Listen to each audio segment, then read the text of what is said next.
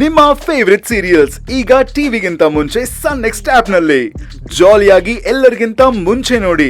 ಈಗಲೇ ಸನ್ next app download ಮಾಡಿ ಮತ್ತು ಸಬ್ಸ್ಕ್ರೈಬ್ ಮಾಡ್ಕೊಳ್ಳಿ. ನಾರಾಯಣ ನಾರಾಯಣ ನಾರಾಯಣ ನಾರಾಯಣ. ಸ್ವಾಮಿ, ತಾಯಿ ಹೋಗಿರುವುದು ಸಕ್ಕು ಬಳಿಗಲ್ಲವೇ? ಮತ್ತೇಕೆ ಈ ನಿರುತ್ಸಾಹ? ತುಂಬಾ ನಿಸ್ತೇಜರಾಗಿ ಕಾಣುತ್ತಿದ್ದೀರಿ. ಮತ್ತೆ ಹೇಗಿರಬೇಕು? ದೇವಿ ತನ್ನ ದಿವ್ಯ ತೇಜಸ್ಸನ್ನು ತಂಬೂರಿಯೊಳಗೆ ಇರಿಸಿದ್ದಾಳೆ. ನೀವು ಗಮನಿಸಲಿಲ್ಲವೇ? ಹೌದಲ್ಲವೇ? ನಾನು ಮರೆತು ಬಿಟ್ಟಿದ್ದೆ. ಈಗ ನೀವು ನಿಮ್ಮ ಭಾವನೆಗಳನ್ನು ವ್ಯಕ್ತಪಡಿಸಿದರೂ ಸಹ ಅವು ತಾಯಿಯನ್ನು ತಲುಪುವುದಿಲ್ಲವಲ್ಲವೇ? ಅದೇ ನನ್ನ ಕಳವಳ. ನೀವು ಏನೇ ಹೇಳಿದರೂ ಅದು ತಂಬೂರಿಗೆ ಹೋಗಿ ಸೇರುತ್ತದೆ. ನಿಮ್ಮ ಮನದ ವೇದನೆಗೆ ಸಾಂತ್ವನ ಹೇಳುತ್ತಿದ್ದೀರೋ ಅಥವಾ ಗಾಯದ ಮೇಲೆ ಉಪ್ಪು ಸುರಿಯುತ್ತಿದ್ದೀರೋ? ನಾರಾಯಣ ನಾರಾಯಣ.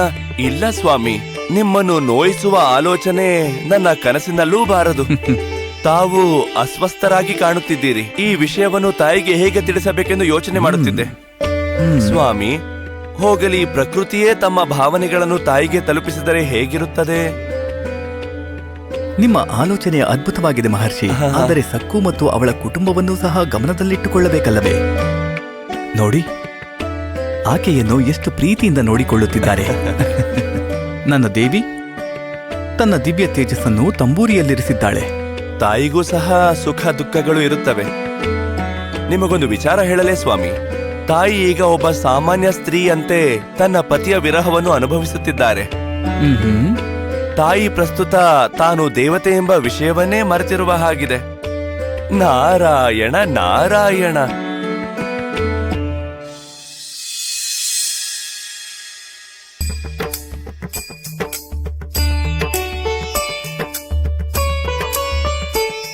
ನೀವು ಹೀಗೆ ಮಾಡ್ತಿದ್ರೆ ಮನ್ಸಿಗೇನೋ ಆನಂದ ಆಗ್ತಿದೆ.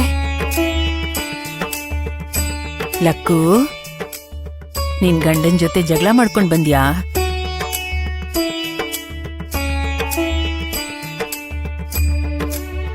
ಭಗವಂತ, ಇವರಿಗೆ ಗೊತ್ತಾಗಿದೆಯೇ? ಏನೆಂದು ಉತ್ತರ ನೀಡಲಿ? ಹೀಗೆ ಇಷ್ಟೊಂದು ಆಪ್ಯಾಯತೆಯಿಂದ ಕೇಳುತ್ತಿರುವಾಗ ನಾ ಹೇಗೆ ಸುಳ್ಳು ಹೇಳಲಿ? ನಂಗೊಂದ್ ವಿಷಯ ಅರ್ಥ ಆಗ್ತಿಲ್ಲ. ನೀನ್ ನಮ್ಮೆಲ್ರಿಗೂ ಪಾಯಸ ಬಡಿಸಿ ಹೋದೆ. ನೀನ್ ಯಾವಾಗ ಮನೆಗ್ ಹೋದೆ? ಯಾವಾಗ ಮತ್ತೆ ವಾಪಸ್ ಬಂದೆ? ನಿಮ್ ಗಂಡ ಹೆಂಡತಿ ಮಧ್ಯೆ ಜಗಳ ಯಾವಾಗ ನಡೀತು? ಆದ್ರೂ ಮನೆ ಬಿಟ್ಟು ಬರುವಷ್ಟು ದೊಡ್ಡ ಜಗಳ ಏನ್ ನಡೀತು? ನಿಜಕ್ಕೂ ನಾನು ನಮ್ಮ ಮನೆಗೆ ಹೋಗಲೇ ಇಲ್ಲ. ನಮ್ಮ ಯಜಮಾನರು ನನಗೆ ಹೋಗೋ ದಾರಿಯಲ್ಲಿ ಪಕ್ಕದೂರಲ್ಲೇ ಸಿಕ್ಕರು. ನಾನ್ ನಿಮ್ಗೆ ಮೊದ್ಲೇ ಹೇಳ್ದೆ ಅಲ್ವಾ, ಎಲ್ಲರ ಕಷ್ಟ ಕಾರ್ಪಣ್ಯ ತೀರ್ಸೋದಕ್ಕೆ ಅವರು ಕಾಲಿಗೆ ಚಕ್ರ ಕಟ್ಕೊಂಡು ತಿರುಗ್ತಾನೆ ಇರ್ತಾರೆ ಅಂತ. ಅವ್ರು ಮಾಡ್ತಿರೋದು ಪುಣ್ಯದ ಕೆಲ್ಸನೇ ಅಲ್ವಾ? ಹೌದು, ನಿಜಾನೇ. ಪ್ರಪಂಚನ ಉದ್ಧಾರ ಮಾಡ್ತಿದ್ದಾರೆ. ಆದ್ರೆ ಅವರಿಗೆ ಮದ್ವೆ ಆಗಿದೆ, ಮನೆಯಲ್ಲಿ ಹೆಂಡತಿ ಇದ್ದಾಳೆ. ಅವಳಿಗೂ ಮನಸ್ಸಿದೆ, ಗಂಡನ್ ಜೊತೆ ಸಮಯ ಕಳಿಬೇಕು ಅಂತ ಅನ್ಕೋತಾಳೆ. ಅವಳಿಗೂ ಕೋರಿಕೆ ಇರುತ್ತೆ ಅನ್ನೋದನ್ನ ಮರ್ತೋದ್ರೆ ಹೇಗೆ ಹೇಳಿ? ಅವರು ಹೆಂಡತಿನ ಗಮನಿಸೋದೇ ಇಲ್ಲ. ಅವಳ ಆಗು ಹೋಗುಗಳು ಅವರಿಗೆ ಅನಾವಶ್ಯಕ. ಅವಳು ಎಷ್ಟು ಶ್ರಮ ಪಡ್ತಿದ್ದಾಳೆ, ಗಂಡನ್ ಜೊತೆ ಸಂಸಾರ ಮಾಡ್ತಿದ್ದಾಳೆ. ಇದೆಲ್ಲ ಯಾಕೆ? ಗಂಡ ತನ್ನನ್ನ ಪ್ರೀತಿಯಿಂದ ನೋಡ್ಕೋತಾರೆ ಅನ್ನೋ ಆಸೆಯಿಂದ ಅಲ್ವಾ? ಆದ್ರೆ ಅವಳ ಪ್ರೀತಿಗೆ ಬೆಲೆನೇ ಇಲ್ಲ. ಸಣ್ಣ ಕವಡೆ ಅಷ್ಟು ಬೆಲೆ ಇಲ್ಲ. ಇನ್ನೊಂದ್ ವಿಷಯ ಏನಂದ್ರೆ, ಪ್ರತಿ ಸಲನೂ ಅವ್ರ ಮಾತೆ ಗೆಲ್ಬೇಕು ಅಂದ್ರೆ ಹೇಗ್ ಸಾಧ್ಯ ಹೇಳಿ? ಬೇಡ ಅಂತ ಹೆಂಡತಿ ಎಷ್ಟು ಸಲ ಹೇಳೋಕ್ ಪ್ರಯತ್ನಿಸಿದ್ರು ಕೇಳೋದಿಲ್ಲ. ಇದಕ್ಕೆ ಏನ್ ಅನ್ಬೇಕು ಹೇಳಿ? ಎಲ್ಲರೂ ಅಷ್ಟೇ, ಹೊರಗಿನವ್ರಿಗೆ ಪ್ರಾಮುಖ್ಯತೆ ಕೊಡ್ತಾರೆ. ಹೊರಗಿನವ್ರಿಗೆ ಏನಾದ್ರೂ ತೊಂದ್ರೆ ಬಂದ್ರೆ, ಕಷ್ಟ ಬಂದ್ರೆ ಸಹಾಯ ಮಾಡೋದಕ್ಕೆ ಓಡೋಡ್ ಹೋಗ್ತಾರೆ. ಹೌದು, ನಮ್ಮ ಯಜಮಾನ್ರು ಕೂಡ ಹೀಗೆ ಮಾಡ್ತಾರೆ. ಇನ್ನು ಜಗಳ ಆಗದೆ ಇರೋದಕ್ಕೆ ಹೇಗ್ ಸಾಧ್ಯ? ಅಮ್ಮ ಅಪ್ಪನ ಜೊತೆ ಜಗಳ ಆಡ್ದಾಗ ಆ ಕೋಪದಲ್ಲಿ ಅಡ್ಗೆನ ತುಂಬಾ ಅದ್ಭುತವಾಗಿ ಮಾಡ್ತಾಳೆ. ಅಂದ್ರೆ ಅವಳು ದಿನ ಒಂದ್ ಪಲ್ಯ ಮಾಡಿದ್ರೆ, ಅವಳು ಜಗಳ ಆಡಿದ ದಿನ 2 ತರ ಪಲ್ಯ ಮಾಡ್ತಾಳೆ. ಅಜ್ಜಿ, ಅದು ಇವತ್ತು ನಮ್ಮ ಮನೇಲಿ 2 ಪಲ್ಯ ತುಂಬಾ ರುಚಿಯಾಗಿ ಮಾಡ್ತಾರೆ ಅಮ್ಮ. ಏನೇ ಆ ಹುಚ್ಚು ಮಾತುಗಳು? ನಾವ್ ಗಂಡ ಹೆಂಡತಿ ಜಗಳದ ಬಗ್ಗೆ ಮಾತಾಡ್ತಾ ಇದ್ರೆ ಇದ್ರಲ್ಲಿ ನೀನ್ ಯಾಕೆ ಮಧ್ಯೆ ಬಾಯಿ ಹಾಕ್ತಿದ್ಯಾ? 2 ಪಲ್ಯ ಮಾಡ್ತಾಳೆ ಅಂತಿದ್ಯಾ? ಅಯ್ಯೋ, ಹಾಗಲ್ಲ ಅಜ್ಜಿ. ಪಾಂಡುಗೆ ಅವ್ರ ಅಪ್ಪ ಹೇಳಿದ್ರಂತೆ, ಮನೇಲಿ ಜಗಳ ನಡೆದಾಗ ಹೆಂಗಸ್ರು ಹೀಗೆ 2-3 ಪಲ್ಯ ಮಾಡ್ತಾರಂತೆ. ಹಾಗ್ ಮಾಡಿದ್ರೆ ಅವ್ರ ಮನ್ಸಿನ ಭಾರ ಕಡಿಮೆ ಆಗತ್ತಂತೆ. ಯಾರ ಜೊತೆನೂ ಮಾತಾಡಲ್ವಂತೆ. ಮನ್ಸಲ್ಲಿರೋ ಕೋಪನ ಹೊರಗ್ ಹಾಕ್ಬೇಕಂದ್ರೆ ಜಗಳ ಮಾಡ್ದೆ ಬೇರೆ ದಾರಿ ಇಲ್ಲ ಅಲ್ವಾ? ಅಜ್ಜಿ ನಿನ್ಗೆ ಈ ವಿಷಯ ಗೊತ್ತಾ? ಪಾಂಡು ಅವ್ರ ಅಮ್ಮನಿಗೆ ಕೋಪ ಬಂದಾಗ ತುಂಬಾ ಜಾಸ್ತಿ ಅಡ್ಗೆಗಳು ಮಾಡ್ತಾರಂತೆ, ಅದು ಕೂಡ ತುಂಬಾ ರುಚಿಯಾಗಿ. ಅಂದ್ರೆ ಹೀಗ್ ಜಗಳ ಮಾಡೋದ್ ಒಳ್ಳೇದೇ ಅಲ್ವಾ? ಸರಿಯಾಗಿದ್ದೀರಾ ನೀನು ಮತ್ತೆ ನಿನ್ ಪಾಂಡು. ನಿನ್ಗೊಳ್ಳೆ ಗೆಳೆಯನೇ ಸಿಕ್ಕಿದಾನೆ. ಜಗಳ ಯಾಕ್ ಮಾಡ್ಕೋಬೇಕು? ಇಬ್ರು ಮನ್ಸ್ ಬಿಚ್ಚಿ ಮಾತಾಡಿದ್ರೆ ಸರಿ ಹೋಗತ್ತೆ. ನಾವು ದಿನ ಪಾಂಡುರಂಗನ್ ಜೊತೆ ಮಾತಾಡ್ತೀವಲ್ವಾ, ಹಾಗೆ ಹೆಂಗಸರು ತಮ್ಮ ಸಮಸ್ಯೆಗಳನ್ನ ರುಕ್ಮಿಣಿ ಅಮ್ಮನ ಹತ್ರ ಹೇಳ್ಕೋಬೇಕು. ಅವಳು ನೋಡ್ಕೋತಾಳೆ. ಮತ್ತೆ ನನ್ನ ನೋವನ್ನ ಯಾರ ಬಳಿ ಹೇಳಬೇಕು? ನನಗೆ ಯಾರಿದ್ದಾರೆ?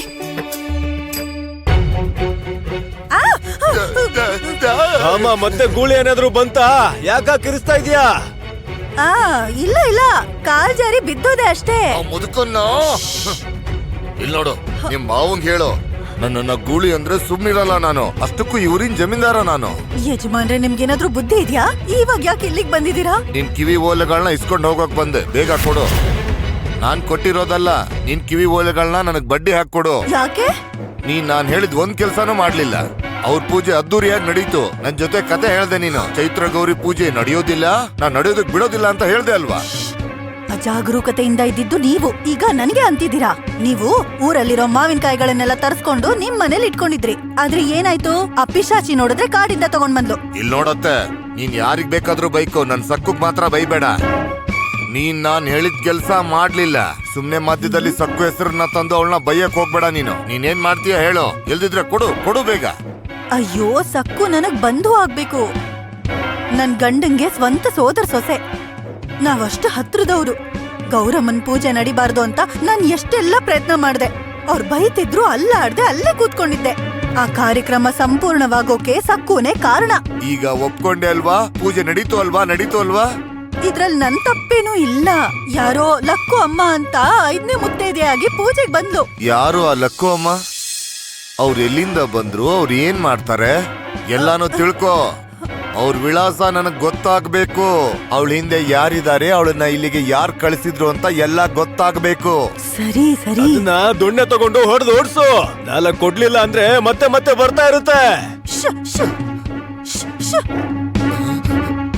ಓಡಿಸ್ತಿದ್ದೀನಿ ಮಾವನವ್ರೆ, ನೀವ್ ಗಾಬರಿ ಆಗ್ಬೇಡಿ. ನನ್ನನ್ನೇ ಓಡಿಸ್ತೀರಾ? ಸಕ್ಕು ಅತ್ತೆ, ನನ್ನನ್ನೇ ಓಡಿಸ್ತೀರಾ ನೀವು? ಯಜಮಾನ್ರಿ, ಆ ಲಕ್ಕು ವಿವರ ತಿಳ್ಕೊಂಡು ನಾನೇ ನಿಮ್ ಹತ್ರ ಬರ್ತೀನಿ. ದಯವಿಟ್ಟು ನೀವು ಹೊರಡಿ. ಏ ಮಹಾಜನ್, ಬರ್ತೀನಿ ನಾನು. ಅಜ್ಜಿ, ಪಾಂಡುರಂಗನ ಹತ್ರ ಕೇಳ್ಕೊಂಡ್ರೆ ಸಮಸ್ಯೆ ಬಗೆಹರಿಸ್ತಾನಲ್ವಾ? ಅವನೇ ರುಕ್ಮಿಣಿ ಅಮ್ಮನಿಗೆ ಹೇಳ್ತಾನೆ. ನನ್ ಪಾಂಡುರಂಗ ರುಕ್ಮಿಣಿ ಅಮ್ಮನಿಗೆ ಮುಚ್ಚಿಡ್ದೆ ಎಲ್ಲ ವಿಷಯನೂ ಹೇಳ್ತಾನೆ. ಅವನ್ಗೆ ರುಕ್ಮಿಣಿ ಅಮ್ಮ ಅಂದ್ರೆ ಬಹಳ ಪ್ರೀತಿ. ಭಕ್ತರೆಲ್ರು ರುಕ್ಮಿಣಿ ದೇವಿನ ತಾಯಿ ಹಾಗೆ ಭಾವಿಸಿ ತಮ್ಮ ಕಷ್ಟಗಳನ್ನೆಲ್ಲ ಹೇಳ್ಕೊತಾರೆ. ನಿಜ ಅಲ್ವಾ ಅಜ್ಜಿ? ಅವ್ರಿಬ್ರು ಯಾವತ್ತೂ ಜಗಳ ಆಡಲ್ಲ ಅಂತ ನನ್ಗನ್ಸುತ್ತೆ. ನೀನ್ ಸುಮ್ನೆ ಹಾಗೆ ಹೊಗಳ್ಬೇಡ. ಮೇಲ್ಮೇಲ್ ಹಾಗೆ ಕಾಣಿಸುತ್ತೆ. ಯಾಕಂದ್ರೆ ಎಲ್ರಿಗೂ ಅವರು ದೇವ್ರಲ್ವಾ. ಕುಟುಂಬದಲ್ಲಿ ಜಗಳ ಇದ್ರೆ ಹೊರಗೆ ಹೇಳ್ಕೊಳ್ಳೋದಿಲ್ಲ. ಲಕ್ಕು ಅಮ್ಮ,